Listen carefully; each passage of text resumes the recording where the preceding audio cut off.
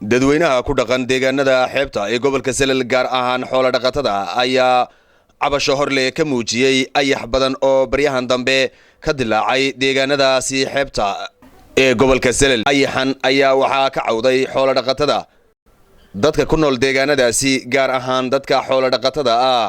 deegaanadaasi oo aanu dhawaan booqanay si aan u soo xaqiijino qayladhaanta ka soo yeedhaysa xoolo dhaqatada deegaankaasi ku nool ee ku salaysan ayaxan saameeyay daaqii ka soo baxay deegaanadaasi ayaa waxaan socdaal ku soo marnay inta u dhaxaysa tuulada Karuure ee ka tirsan degmada Lughaya iyo deegaanka Ashcado oo ka tirsan degmada Saylac.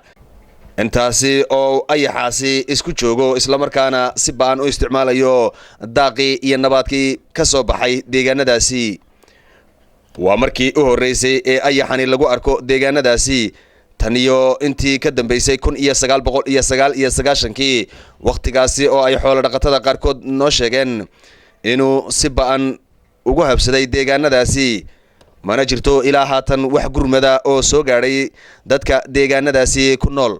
sidoo kale waxa ay xoolo dhaqatadaasi gaar ahaan dadka geeljiruhu ay sheegeen inuu dilaacay xanuun dhinaca geela saameeyay kaas oo ay u dhinteen ilaa 7 neef oo geela. maxamed cawaala daahir xariirad.net Saylac.